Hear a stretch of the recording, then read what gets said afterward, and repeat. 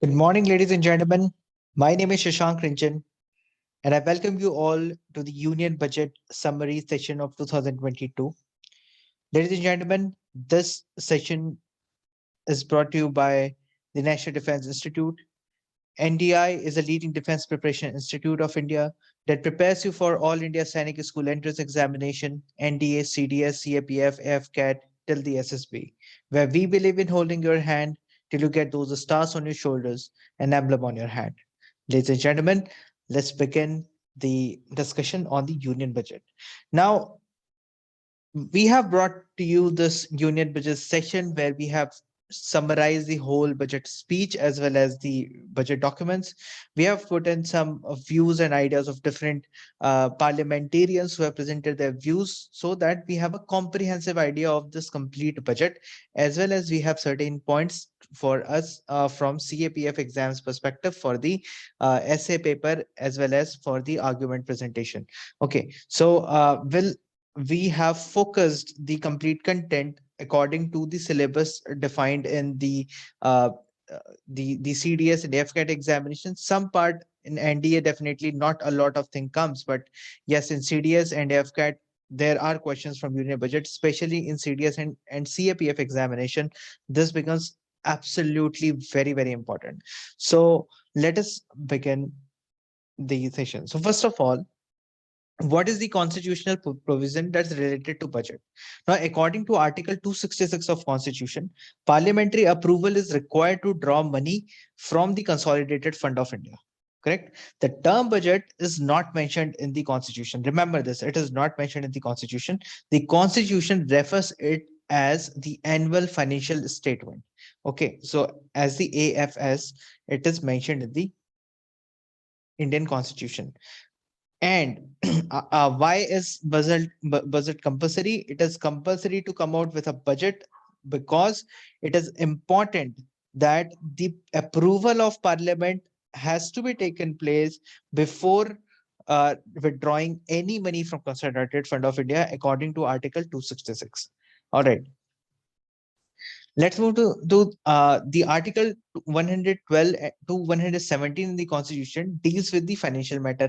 And beside Article 114.3 of the Constitution, this stipulates that no amount can be withdrawn from Consolidated Fund of India without the enactment of laws, that is appropriation bill. So Article 114.3 says that you cannot withdraw any money from Consolidated Fund of India without enacting a law. So there has to be appropriation bill that has to come, right? So that's the thing.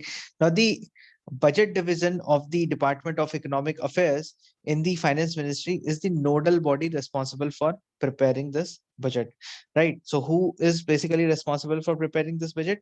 So the budget division of the Department of Economic Affairs, as we know that there's a Department of Economic Affairs which also takes care of the economic survey that we brought the video 2 days ago.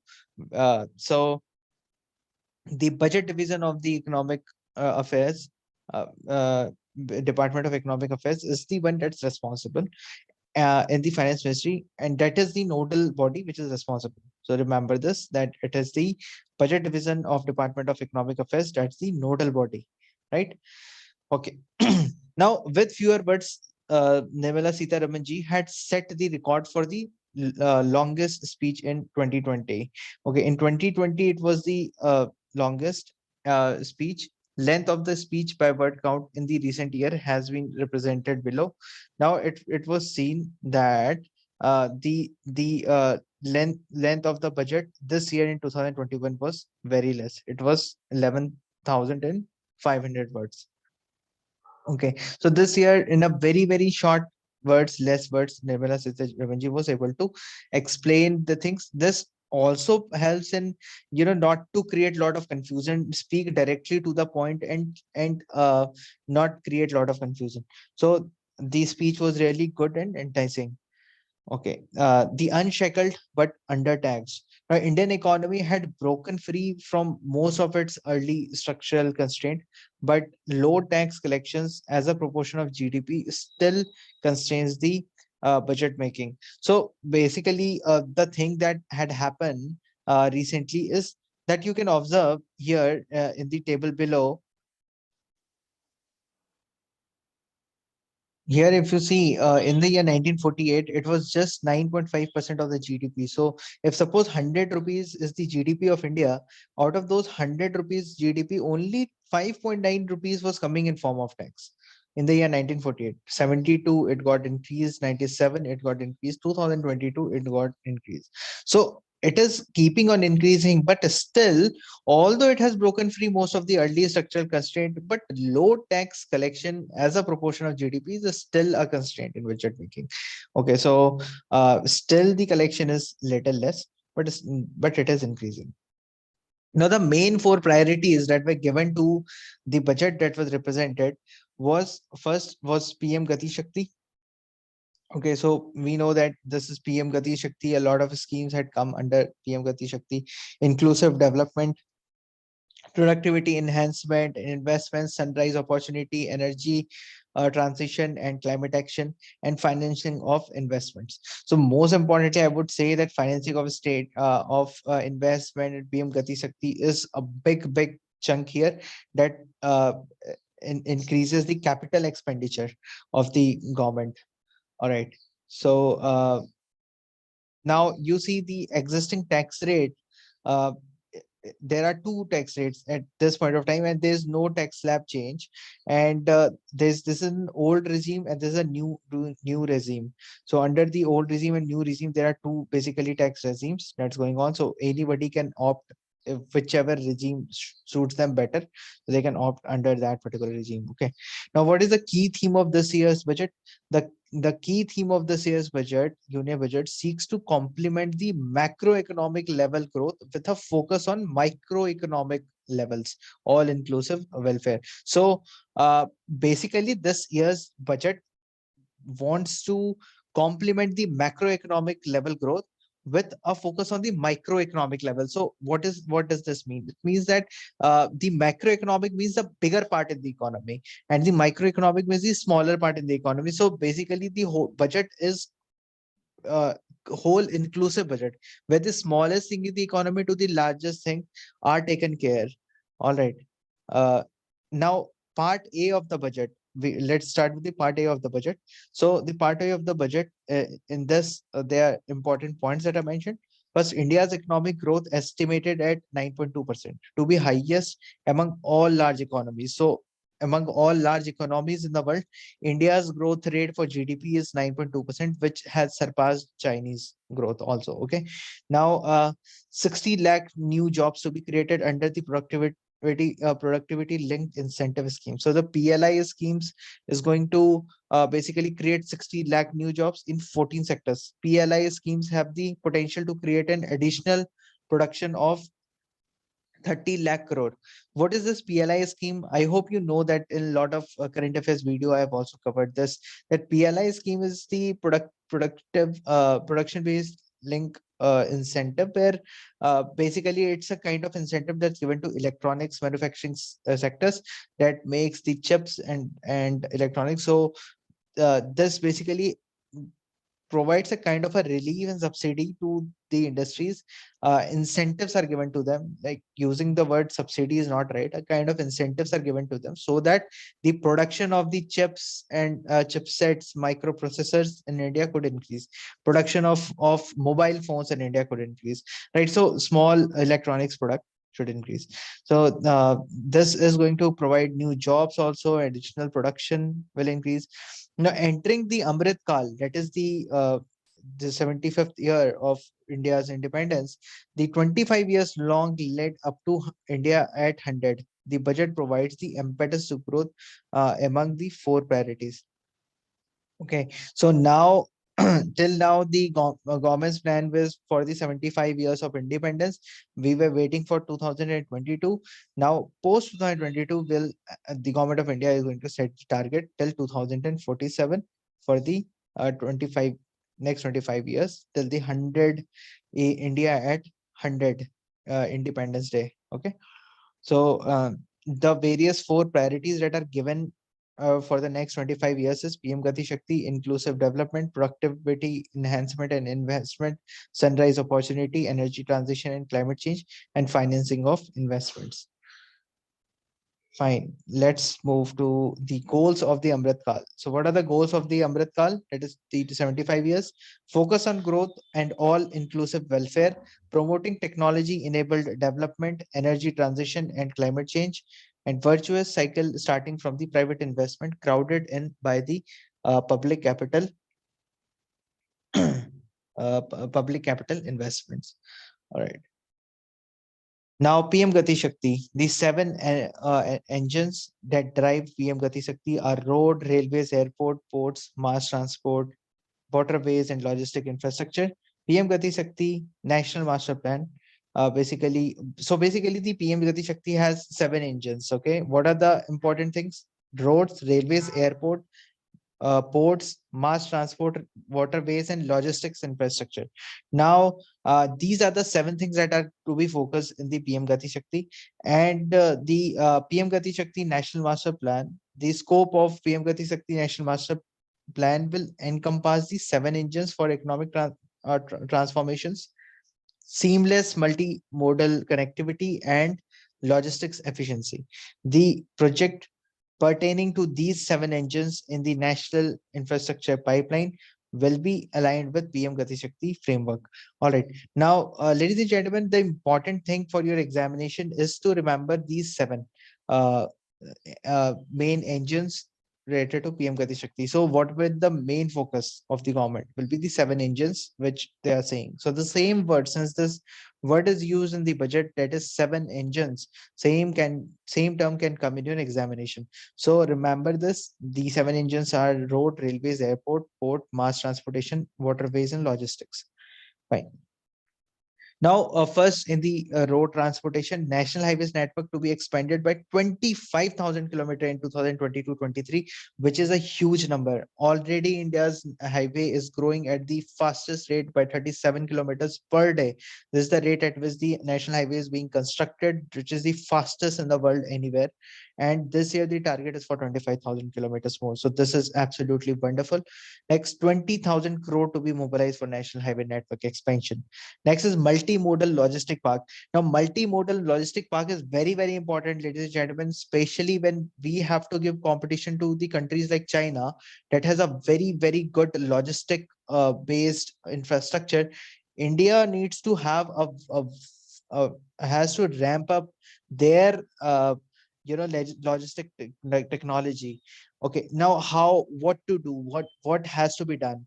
Now, remember this, that logistic infrastructure, multimodal logistic park, that what is, first of all, what is multimodal? Multimodal means, for example, there is something that has come from that we have imported. Okay, for example, fine, we are going to make a solar panel. Let's consider we are going to make a solar panel.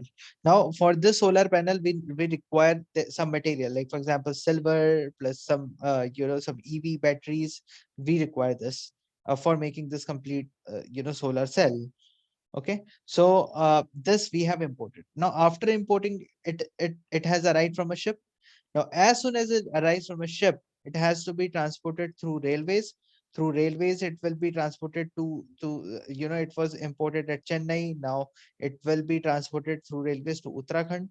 Now at the Uttarakhand, then through the roads, it will be sent to Dehradun, and at Dehradun, this will be manufactured, and once it's manufactured, again using the road transportation, it will be sent to the markets. Correct. Now, for all these, you see different modes of transportation are used: waterways, railways, roadways, right? So all these different kind of modes. So these are called multimodal logistic park. So basically, by developing this multimodal logistic parks, we would be able to, increase the rate at which the transportation of these materials are done. And therefore, contracts are awarded to various through PPP models, that is public-private partnership. So it's an investment model in 2022-23 for implementation of multimodal logistic park at 4 locations. Okay. Next is railways. one station, one product concept to help the local businesses and supply chains. Okay, so for railways, one station, one product concept is launched. That is, each and every station will have one product, which is absolutely good. That because each and every state, each and every station, each and every place has some product which is the identity of that place. For example, Petha of Agra. If you go to Agra, you will get Petha of Agra. For example, oranges of Nagpur. Okay. Oranges of Nagpur. Okay. For example, Hapus Amba of Goa. Right. So lot of things, like if you go to Nasik, you will find grapes and raisins.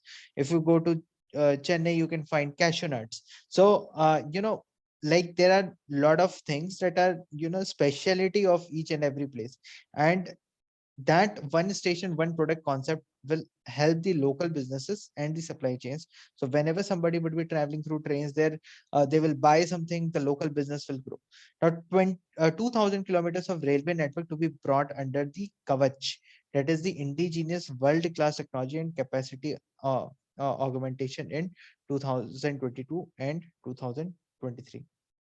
400 new generation Vande Bharat trains to be manufactured during the next 3 years. So Vande Bharat train, we know that one train was started from Delhi to Varanasi, another train was started from Delhi to Katra in Jammu. So Vande Bharat train is being manufactured at Chennai, at the that in the ICF Chennai. It is being manufactured, and then this is used to send the speed of the train is fast, and it is equipped with good technology, completely electrified. So 400 new generations Vande Bharat trains, this is the target of the government. So this is wonderful. Once again, 100 PM Gati Shakti cargo terminals for multimodal logistics to be developed during the next 3 years. So basically this will give an impetus to the waterways in India, right? So already national waterways are coming up in the plans. We saw that how much in the economic survey video which I made few days ago, I mean 2 days ago, there I had shown this to you, that how much highways were being formed. So under the multimodal the multimodal development, highways, waterways, everything is increasing in our country at a very very fast rate. Now, the Parvatmala, the National Ropeway Development Program, Parvatmala. So basically, we know Bharatmala is a project where the highways are being built. We know that Sagarmala is a project where the ports are started to getting connected. Whereas Parvatmala is another scheme where the traveling in the mountain region is a really tough issue. Uh, people face a lot of problem, especially from traveling from one place to another place. They'll first go down from one hill and then climb another hill. So people face a lot of problem. So there are around 60-kilometer length 8 ropeway projects that are going to come in India, where through the cable cars.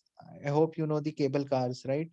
Cable cars are like between two mountain peaks, there is a cable that runs, and in that cable there will be a hanging kind of a car that's called a cable car, where the people will be sitting. This cable car is moves from hill A to hill B, right? So this kind of national ropeways are also going to be developed, and 8 ropeway projects are coming for 60 kilometers length. So even that's good, something very productive, right? um, Next is the agriculture. So in inclusive development agriculture, rupees 2.37 lakh crore direct payment to 1.63 lakh farmers for procurement of wheat and paddy is to be given. So under the MSP, that there was already a farmer protest that was going on, that why is MSP being reduced and all. So government had already taken back the three schemes. Said government said that MSP is not going to stop. That was not the government's plan. So anyhow, the protest was going on, and now the government has announced that 2.37 lakh crore will be given for the MSP, which was to 1.63 crore farmers. Now, the chemical-free natural farming to be promoted throughout the country. Initial focus is on farmers' land in 5 kilometer wide corridors along the River Ganga. So near the River Ganga, along the 5 kilometer wide corridor, the pilot project is going to take place. It's like the first project initial focus will be on the farmers' land near Ganga, because already Ganga is getting polluted. Government is investing a lot of money and spending a lot of money in cleaning the River Ganga. And if suppose these chemicals are, you know, continuously getting infused into the River Ganga, that's again the influx of these fertilizers will actually, you know, will pollute the river more. So this is going to be the pilot project there. Next is NABARD to facilitate the fund with blended capital to the finance startup for agriculture and rural enterprise. Now the Kisan drones to crop assessment, digitization of the land records, spraying of insecticides and nutrients are to be done. So Kisan drones are going to be used for assessments. Now next is the Cane Betwa project. 1,400 crores outlay for implementation of Kane Betwa link project, and 9.08 lakh hectares of farmers land to receive irrigation benefit by Kane Betwa link project. This is also there in uh, budget this year. Fine. So this is the Bundelkhand part of the Madhya Pradesh part, where we have the Kane and Betwa water link, that's rivers that are going to be linked, and this area is going to get benefited. Fine. Next is MSME. Now, Udyam, eShram, NCS, and ASEEM portals are to be interlinked. Now, 130 lakh MSME provided the additional credit under the emergency credit link guarantee schemes will be extended up to March 2023. So we know that there was a scheme, emergency credit linked guarantee, where, you know, earlier what used to happen is when the MSMEs, they go to any bank. Now MSME, they'll go to any bank and they'll ask for loan. The bank doesn't give loan because they do not find it a guaranteed, because MSMEs are very small industries, right? Now whether they will be in profit or not, whether they would be able to give them back the return them back the money, they do not believe in their business. And therefore what government did, government stepped in and they said that, oh bank, you see, you don't want to give a guarantee to MSME, fine, don't worry, if this MSME does not give you money, I will pay you the money back. So government said all MSME, don't worry, you want to take loan, you take loan, and we will work as a guarantor for you. So bank will feel secured that, okay, if this MSME does not give us back the money, uh, we, the government will give us. So this is a kind of a guarantee which government gave under this emergency credit linked guarantee scheme. Okay, and this has been now extended up to March 2023. So we know that MSME is a priority sector in India, and MSME produces the highest exports from our country. And also this is one place where a lot of employment is generated. So for India, MSME is very, very important. Therefore, government's focus is on uh, increasing the credit guarantee to them. Guarantee covered under ECLGS to be expanded by 50,000 crore to total rupees 5 lakh crore. So from 50,000 crore to 5 lakh crore it has increased. So you look at the huge focus that the government has put on MSME this year. Okay, rupees 2 lakh crore additional credit for the micro and small enterprises to be facilitated under the credit guarantee trust for micro and small enterprises. Okay, rising and accelerating MSME performance ramp program with an outlay of 6,000 crore to be rolled out. Next is the skill development. In case of a skill development, digital ecosystem for skilling and livelihood, Desh Stack e-portal will be launched to empower the citizen to skill, reskill, and upskill through a online training. The startup will be promoted to facilitate drone Shakti and for the drone as a service BRAS. Okay, so drones are to be promoted everywhere. We see government has been urging that different departments of the state authorities to use drones as much as possible. And this will not only give a kind of impetus in the research in the field of drones, but also a kind of create a kind of an ecosystem where the startups could be induced that's already working in the drone business. All right. Fine. Next is education. Now, one class, one TV channel program for PM e-Vidya to be expanded to 200 TV channels.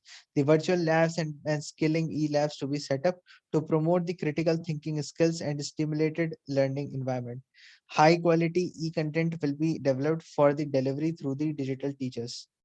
Okay, the digital university for the world-class quality universal education with the personalized learning experience to be established.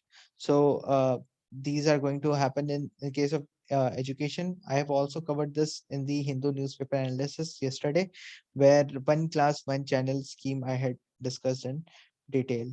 Now, talking about the health, the open platform for the national digital health ecosystem to be rolled out. Now, the National Mental Health Program for the quality mental health counseling and care services to be launched. I had discussed this also in detail yesterday about the National Health Program. The headquarters is going to be in Bangalore.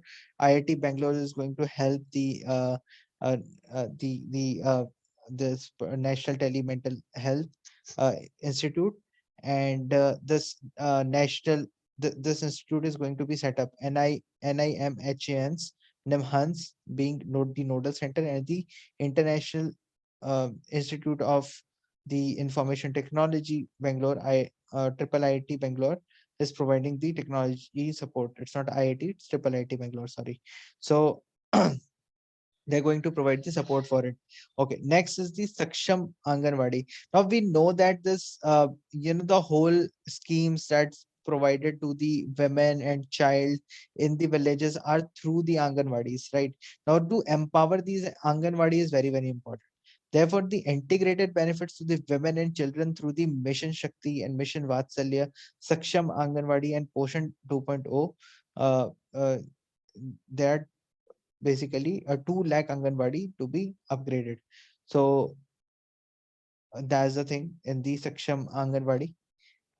Fine. Let's move to the next. That is housing for all.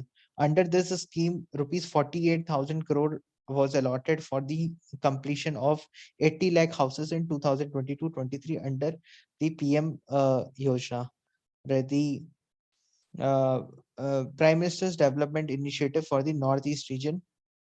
Now, for the Northeast, there are schemes like new schemes called PMDEVINE. So, this is a new scheme, PMDEVINE, Prime Minister's Development Initiative for Northeast region, launched to fund the infrastructure and social development project in the Northeast. An initial allocation of 1,500 crore made to enable the livelihood activities for the youth and women under this scheme.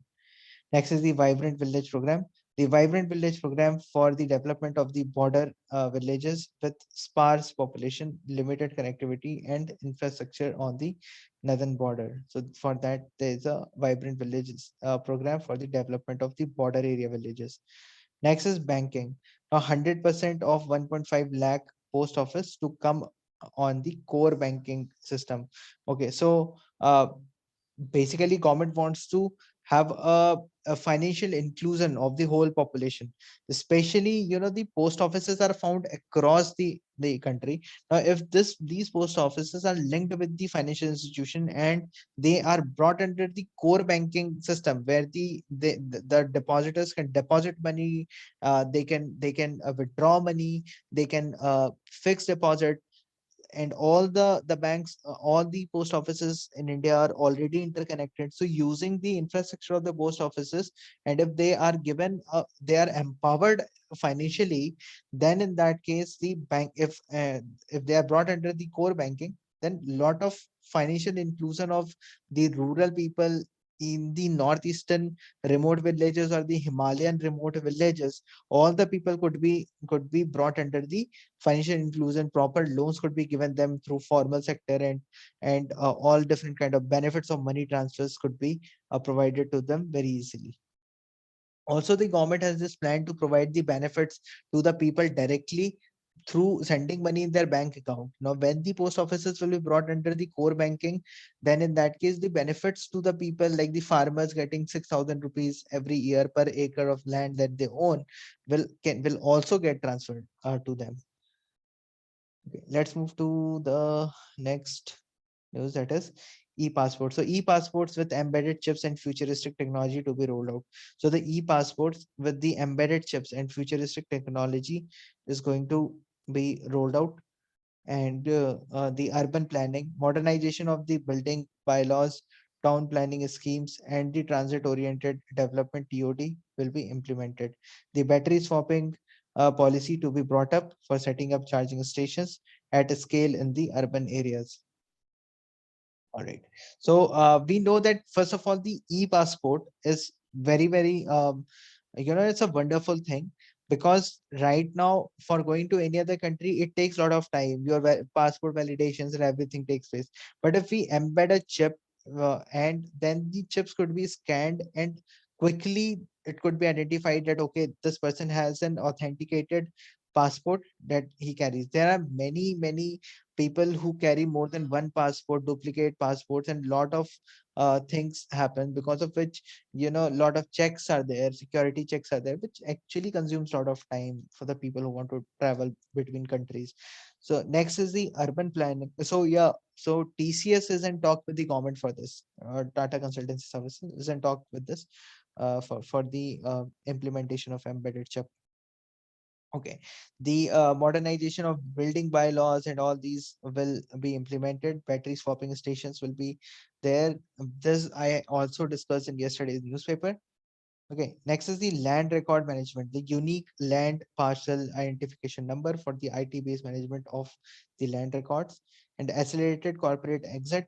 The Center for Processing the Accelerated Corporate Exit CPACE to be established for speedy binding up of the companies. So remember this, there could be a question on the CPACE, that what is CPACE? So it is Center for Processing Accelerated Corporate Exit. It is established for speedy winding up of the companies. If the companies want to leave our country, or if they want to close their business and leave, then it again becomes a difficult task for them to close all the compliances that they had. So CPACE is made for this, so that there could be an easy entry and exit of the companies from in India. Next is uh, AVGC Promotion Task Force. Now, an animated visual effect, gaming, and comic promotion task force to be set up to realize the potential of the sector. So, a new task force will be set up that would actually work on the animation, visual effect, gaming, and comic sector, so that India could take a lead in this, because China is already making a lot of money. Japan is making a lot of money, but it's okay, Japan, but China, that was not traditionally known for making the visual, animations, visual gaming, comic, uh, has started making a lot of money from this sector. Next is the telecom sector. Now, the schemes for design-led manufacturing to be launched to build a strong ecosystems for 5G as a part of the production-linked incentive schemes. Okay, so the production linked incentive scheme, the PLI scheme, where I told you that the electronic sectors will be given impetus. Now, a strong ecosystem for 5G is to be design-led manufacturing through PLI is going to be there in the telecom sector. Next is export promotion. Now, for the export promotion, there is already special economic zones, right? We know that there are tidal park in the Taramani in Chennai. Similarly, we have the Ramanujam IT Park. All these IT parks are there in Chennai. What are these IT parks? These are all the special economic zone. So any product that is produced in the special economic zone is considered to be an import inside India, and all the international laws are valid on in those areas, and Indian laws are not valid. So special economic zones act to be replaced with new legislation. New legislation is going to replace the special SEZ that was existing earlier, to enable the state to become partners in the development of enterprise in the service hub. So this is something in transition. We will see that what's going to come. Now the government will come up with some act which will replace the special economic zones. Next is the Atmanirbharta in defense. Now defense was one sector which is very worrying, because India has had to do a lot of import, and lot of money used to go to the foreign countries to meet our defense requirements. But We know that a special focus has been given to make in India, and lot of shift has been drastic shift has been seen. Now 68% of the capital procurement budget earmarked for domestic industry 2022-23 from 58 in 2021-22. So 10% increase in the capital procurement this year would be completely from India. Defense R&D to be opened up for the industry, startups, academia, with 25% of the defense R&D budget earmarked. Independent nodal umbrella body to be set up for meeting, testing, and clarification on the requirements. So this is the good thing. Next is the sunrise opportunity. Now, government is going to contribute to provide R&D in the sunrise opportunities uh, uh, like the artificial intelligence and geospatial uh, the and geospatial system and drones, semiconductors, ecosystem, space, economy, geonomics, pharmaceutical, green energy, and clean mobility system. All right. So basically, what is sunrise opportunity? Sunrise opportunity is basically a kind of a startup ecosystem which is created to provide the R&D for the opportunities like uh, there are artificial intelligence, geospatial system, and drones. All these are like new sectors, the sunrise sectors that are seeking opportunity into the Indian economy, and they are going to government is going to contribute uh, to increase or promote the R&D in this sector. Next is the energy transition and the climate action. The additional allocation of rupees 19,500 crore for the production linked incentives for the manufacture of the high efficiency solar models to meet the goal of 280 gigawatts of installed solar power by 2030 will be provided. Five of the 7% biomass pellets to be co-fired in the thermal power plant. CO2 savings of 38 million metric ton annually. Extra income to the farmer and job opportunity to the locals will be given. Help avoid these. This will help avoid stubble burning in the agriculture field. So this is wonderful that biomass pellets will be co-fired along with the coals. This will reduce the CO2, increase the extra income of the farmers, and avoid the stubble burning. All right, because this would be produced using the stubbles from the that the farmers produce in their basically after cutting the important part from the paddy plant, the main fruit of it, the rest of the stem is simply thrown or burnt by the farmer. Now that can be sold to the power producing industries. Now they will produce burn coal along with the husk and produce the basically the electricity. So the four pilot projects to be set up for the coal gasification and conversion of the coal into chemicals for the industries. The financial support to the farmers belonging to scheduled caste, scheduled tribes who want to take up agroforestry would be given. All right, so let's move to the next, that is public capital investment.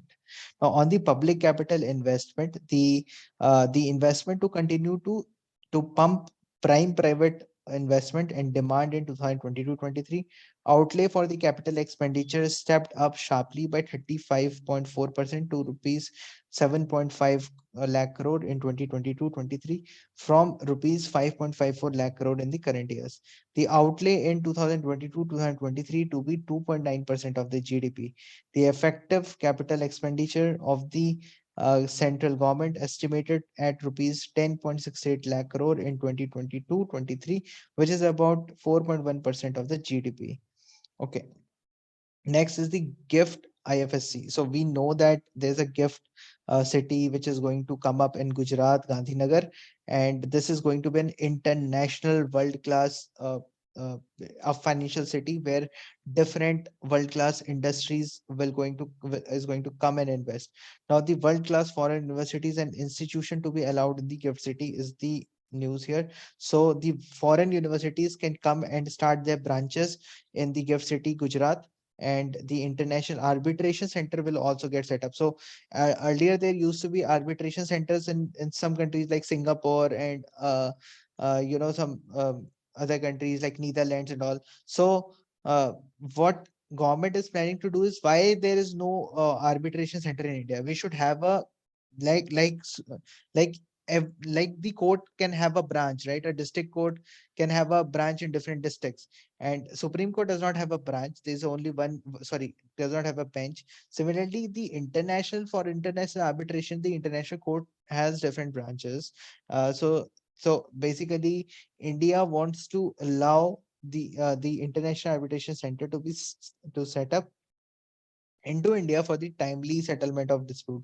Now, this will be a world class, world driven by the international laws, with quick, quick solution for the case settlements of the disputes could take place.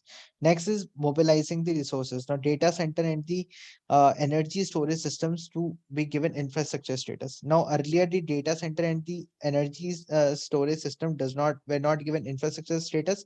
Now they are going to be given infrastructure status. Now by giving them infrastructure status, they can easily get the loans. So this is something which is very good. So the data centers and energy storage systems will now get more easily get a lot of loans very easily. Okay, next is the venture capital and the private equity invested more than 5.5 lakh crore last year, facilitating one of the largest startup and growth ecosystem. Measures to be taken to help scale up this investment. Now, the blended funds to be promoted for the sunrise sectors, sovereign green bonds to be issued for mobilizing the resources for the green infrastructure. Whereas the sovereign green bonds are going to come uh, for the promotion of the green infrastructure, and the blended fund to be promoted for the sunrise sectors. All right, fine. Let's move to the next important thing. Yeah. So talking about the receipt and the expenditure part, it is it in the year 2022 2023. So we saw that the revenue receipt this year has increased. And how has this revenue receipt increased this year? This is because of the tax collections. Tax collection in form of what? The normal taxes that the individual pays, the corporate tax that the individual pays, the corporate tax that the companies pays, and the GST collections. Right. Similarly, the capital receipt that we have got as this is 70 lakh 40,000 this much crores, and this is because of many disinvestment that India has done, right? And next is the uh, basically this is going to be the target. So it means that there's going to be more disinvestments that we are going to see. Disinvestment means where the government companies are going to get converted into private companies. So we are going to see many conversions this year also. Next is the expenditures that government is going to do is going the revenue expenditure is going to be uh, uh, was estimated to be 31 lakh 67,000 this much crore. It is almost the same, but the estimated was 6 lakh in the capital expenditure, but it is like 7.5 lakh crore is going to be the capital expenditure. So the capex expenditure this year is the big focus. So this is the main focus, and this is something which is definitely going to bring something very good in our economy, because ultimately if there is more expenditure on the revenue side, there is more expenditure on the revenue side, then what will happen is that the uh, uh, the if there is more expenditure on the revenue side, then it means that simply the money is going to the farmers for the subsidy. Simply the money is going for pension. So these are those things expenditure which is not going to return you back anything. But if you're doing a capital expenditure, for example, increasing investment in a company, making of roads, making of railway networks, increasing the number of bridges, flyovers, metro networks, all these comes under the capital expenditure. All right. So basically capital expenditure gives an impetus to the economy, and this year there's a special focus on it. Let's see what happens. Okay, fine. Next is the digital rupee. Now, introduction of the digital rupee by the Reserve Bank of India starting 2022 and 23. So this year there is going to be an introduction of digital rupee. So this is something very fascinating that's going to come. That means that all the money which Reserve Bank of India prints in form of currency notes will be reduced now. Rather, there would be some digital currency that will also be released. So instead of giving money from your pocket to someone, you can use these digital currency and pay it to the shopkeepers or anyone else. Right. So that's the digital rupee. Now, digital rupee is already there in China, already there in USA. Now, India is also introducing it. Little late, but good. Next is the providing greater fiscal space to the states, enhanced outlay for the schemes for the financial assistance to the states for the capital investments from rupees 10,000 crore in the budget estimate to rupees 15,000 crore in the revised estimates for the current year. Allocation of rupees 1 lakh crore in 2022-23 to assist the states in catalyzing the overall investment in the economy. 50 years interest-free loans over and above the normal borrowing will be there. And so basically this is something absolutely good, because center is going to give a lot of money to the state. And also we know that, although when the center gives money to the state, that comes under the revenue expenditure, but all the money that's given to the state although comes under revenue expenditure of the government, but gets converted into the capital expenditure, because the state utilizes that revenue receipt which they received from the central government and convert it into the capital expenditure by manufacturing the metros, roads, state highways, right? So these are the things. So 1 lakh crore allocation is going to assist the state in overall investment in the economy. 50 years interest-free loan. This is something very, very good. 50 years interest-free loans will be given. So government wants the state to revamp their infrastructure. It's like huge lot of capital expenditure is going to happen this year that we are going to see. That is going to be something very exciting. Let's see how many highways, how many road, how many flyovers, how many metros are going to come across country. We don't know. Like, I think a lot of things are going to happen very good in our economy this time. In 2022-23, states will be allowed a fiscal deficit of 4% of GSDP, of which 0.5% will be tied up to the power sector reforms. Now, the fiscal management, the budget estimates to 2021-22 is 34.83 lakh crore, but the revised estimate is 37.70 lakh crore. So government is since doing lot of expenditure this year. So although the estimate earlier was 34.83 lakh crore, but 3 lakh crore extra money according to the budget the government has made the extra of 37 point I mean 3 lakh crore extra uh, it has allotted. So from where will this 3 lakh crore come? It will come in form of loans. Now government will have to take external loans, right, from other countries or debt from India itself. So total expenditure estimated in 2022-23 is 39.45 lakh crore. Total receipt from other borrowings in 22-23 estimated 22.84 lakh crore. So that's why, so we are going to have a lot of borrowings this year. And the fiscal deficit in the current year is 6.9% of GDP, which is big. Earlier, it was less, and the estimate was 6.8, but it is bigger. The reason is because government earlier had thought for 34.83 lakh crore, but we saw that government has increased it to 37.70 lakh crore. So definitely, if that's the case, then for sure this is going to increase, right? The fiscal deficit in 22-23 is estimated to be 6.4. So basically, let's see that the deficit goes less. Fine. So this is the fiscal deficit and the revenue deficit, effective revenue deficit map. Now we okay. So first of all, what is fiscal deficit? Fiscal deficit is the basically when the government estimates something, that how much money they will require, right? For example, let's go back to this page and we will understand. Here you see uh, how much is the government's receipt, government's revenue receipt or the capital receipt. If you combine together, it's 22 lakh crore plus 17 is 22 plus 17 is how much? It is 39 lakh crore. Okay, so 39 lakh crore is basically receipt. So this is how much money government has received, 39 lakh crore.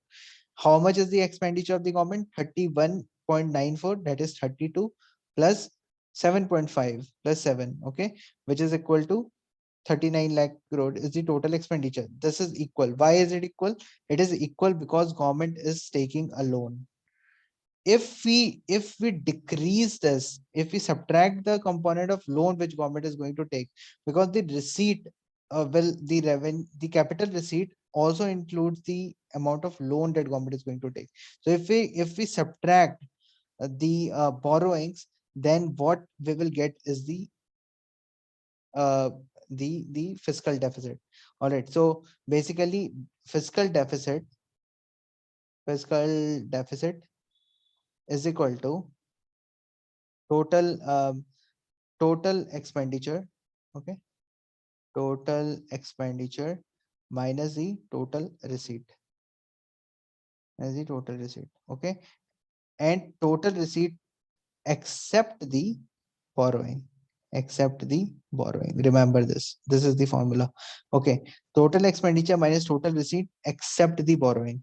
If you do this, then what you will get is the fiscal deficit. So whatever will be the borrowing will be the fiscal deficit, and you know the receipt side and the expenditure side will always be equal, because whatever will be the expenditure, the receipt will also be there, and the receipt, if the receipt is not from the taxes and other sources, then the receipt will be from borrowing from some agent from outside the country or from inside the country.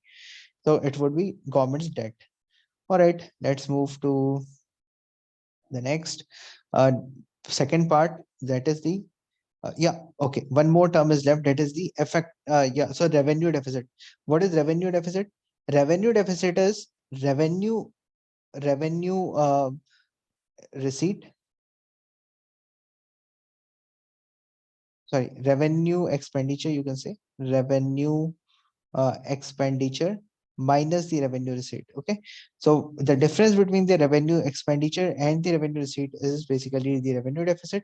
And what is the effective revenue deficit? Effective revenue deficit is when the government of India has already taken some loan, right? Since 1992, before 1992 we had taken a lot of loans. Government is still paying back that loan.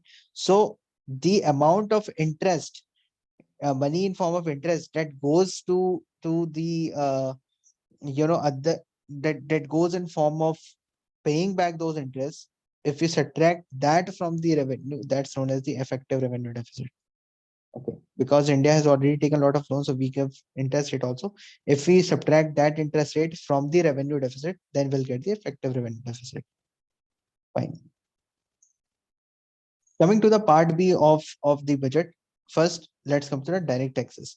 So to take forward the policy, the stable and predictable tax regime is established. Vision to establish a trustworthy tax regime to further simplify the tax system and reduce litigation. Introduction of new updated return. Production to file an updated return on the payment of the additional taxes will enable the SSE to declare income missed out earlier. So 2 years of within 2 years, if somebody wants to, if they want to declare their income, which for example they forgot, or because of something they left it out, government is giving 2 years of time. Within 2 years, if you do it, it will be tax free. That is, no extra additional penalties will be done, and you can update it. So this is wonderful. Next is cooperative societies, the alternate minimum tax, okay, paid by the cooperatives, brought under 8.5% to 15%. Now because government wants to uh, promote the cooperatives, because cooperatives are the one that are actually giving lifeline, especially to the villages area, and therefore government has reduced the taxes paid from 8.5 to 15, so that the products produced from these corporates becomes less. And when the taxes will go down, then what will happen? The product will become cheaper and the product will get promoted in the market. So more people would want to buy the product that's made from Avin. For example, the Avin is a cooperative, right? that produces milk in Tamil Nadu. Now from Avan will buy more paneer that are made from ovens rather than paneer that's made from some other companies, like maybe mother dairy or something. Okay, to provide a level playing field between the cooperative societies and companies, a surcharge on the cooperative society reduced from 12% to 7% for those having total income less than 1 crore up to 10 crores. Okay, fine. That's the thing. Next is incentives for startups. Okay, so the period of incorporation extended by 1 year up to 31st March 2023 for eligible startups to avail the tax benefit. Previously, the period for incorporation was valid up to 31st March 2022. So this will promote the startups in India. Okay. Next is the incentives under the concessional tax regime. Last date for the commencement of the manufacturing or the production under the section 115 BAB extended to 1 year, that is March 31st, 2023 to 31st March 2024. Scheme for taxation of the virtual digital asset. The specific tax regimes for the virtual digital asset introduce any income from a transfer of any virtual digital asset to be taxed at the rate 30%. So basically all the virtual digital assets that people have, for example, the cryptocurrency and all, if somebody wants to sell the cryptocurrency and get the money in their account, then they'll have to pay 30% of the tax.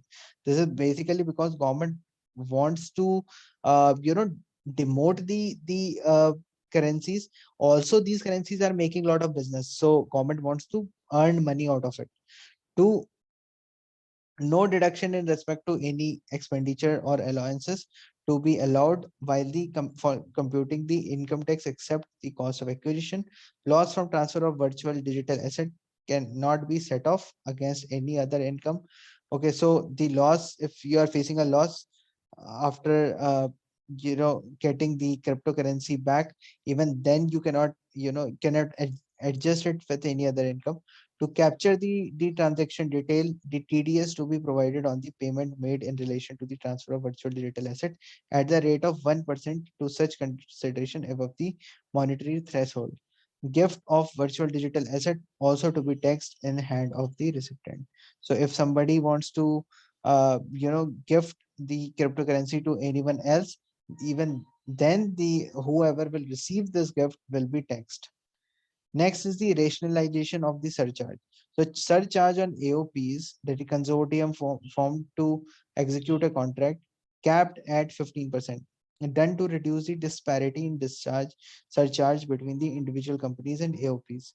Surcharge on the long-term capital gain arising on transfer of any type of assets capped at 15% to give a boost to the startup community. So the Bayard GST collection 2021-22, you see, look at the level of GST collection in the country. The after the second COVID wave, once again the GST collection has been increasing, so people are availing a lot of services. Obviously during the time of COVID it reduced because all the restaurants and other businesses, tourist spots were closed, so GST collection became less. The cinema halls and all, where we pay GST for availing the services, high cost services. So all those became less. Similarly, when the lockdown opened, the GST collection increased, but again it went down in the second wave, and it's keeping on increasing. Next is the remarkable progress in the GST. Indirect tax. The GST revenues are buoyant despite the pandemic. The taxpayer deserve applaud for this growth. This is what she said, and that taxpayer must deserve applaud. The special uh, economic zones, custom administration of SEZ to be fully IT driven and functional on the customs national portal shall be implemented by 30th September 2022. The custom reforms and duty rate changes. The faceless customs has been fully established during the COVID-19 pandemic.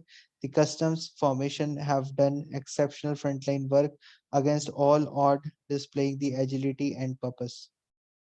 Next is the project imports and the capital goods.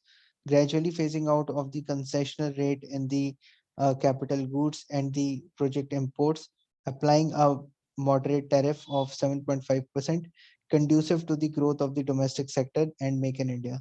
Certain exemptions for advanced machineries that are not manufactured within the countries shall continue.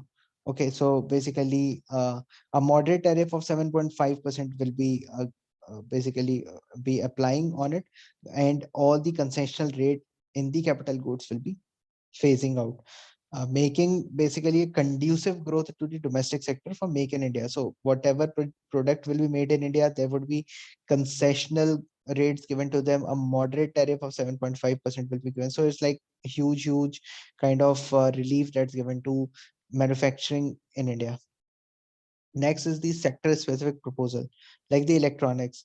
Now, the custom duty rates to be calibrated to provide a graded rate structure to facilitate the domestic manufacturing of the wearable devices. Like, for example, we are wearing the smart watches and all, right? So for them, the custom duty rate to be calibrated basically, and the duty concessions to be part of the parts of transformer of mobile phone, chargers, camera, lens, and certain items to enable the domestic production at high growth rate for the electronics item. Next, talking about the gems and jewelry. So the custom duty on cut and polished diamonds and gemstone to be reduced to 5%. So the the cut and polished diamond gemstones, their tax will be custom duty will be reduced to 5% later, and simplified regulatory framework to be implemented in June this year to facilitate the export of the jewelry through e-commerce. Fine. Next is the chemicals. Now the custom duty on certain critical chemical, namely the methanol, acetic acid, and the heavy feed stocks for the petroleum refining being reduced. Duty is being raised on the sodium cyanide for which the adequate domestic capacity exists. This will help in enhancing the domestic value addition.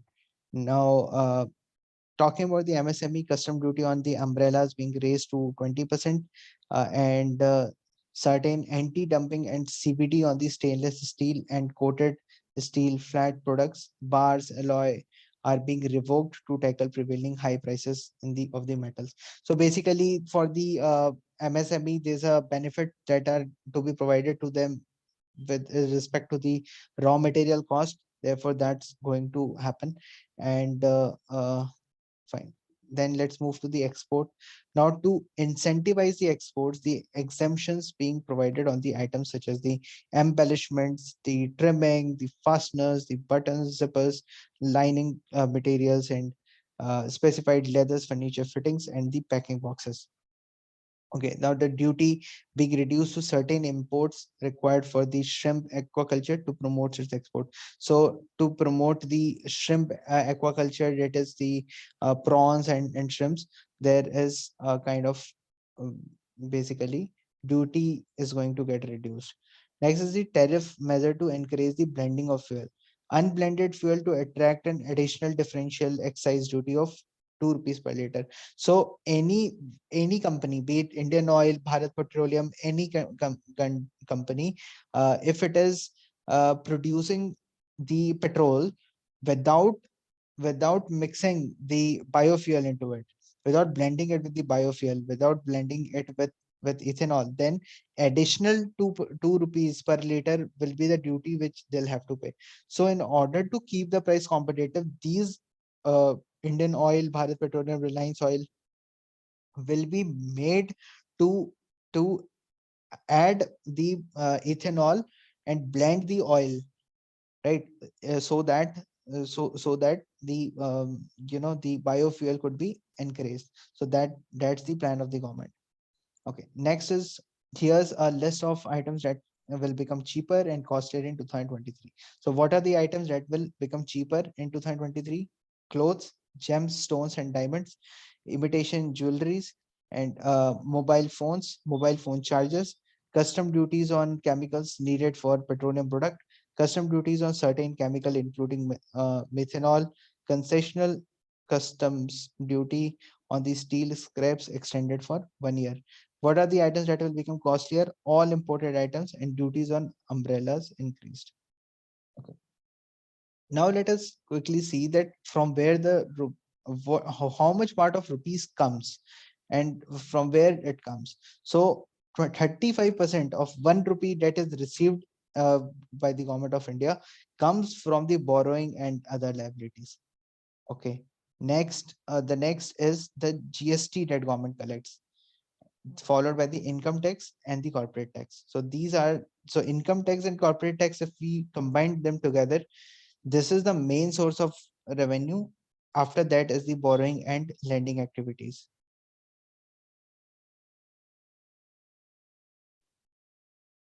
Let's move to the allocation to the major schemes.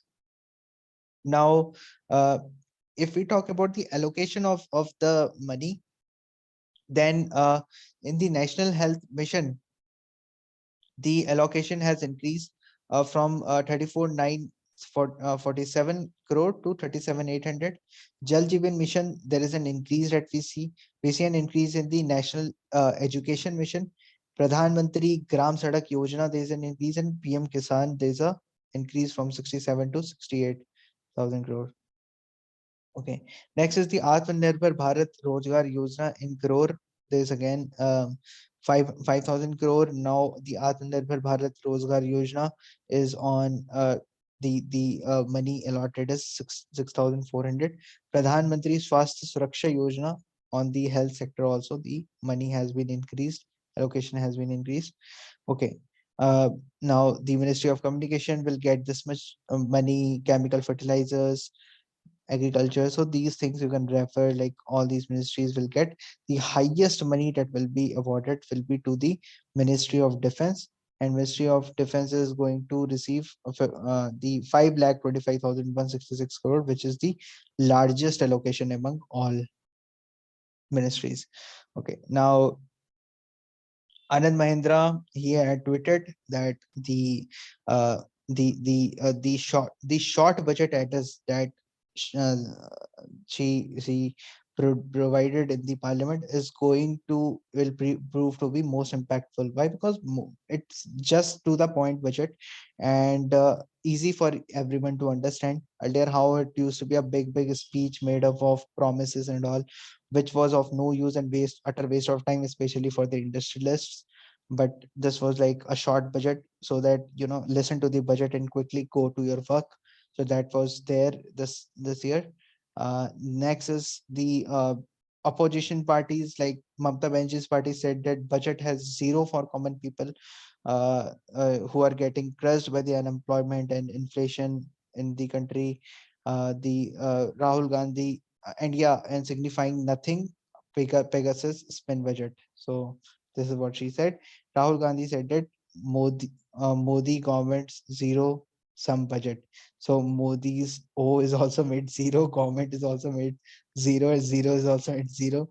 So like that, it was presented. Yeah, and nothing for the salaried class, middle class, poor, deprived, youth, farmers, and MSME. So okay, so these are some comments from the opposition parties on this. So you should know all this also and have a look on this. So if suppose there is a kind of argument that is to be given, so some points can be taken from here. All right. So, ladies and gentlemen, that was all in the important for your budget. Now, after this, I want to ask you all this question.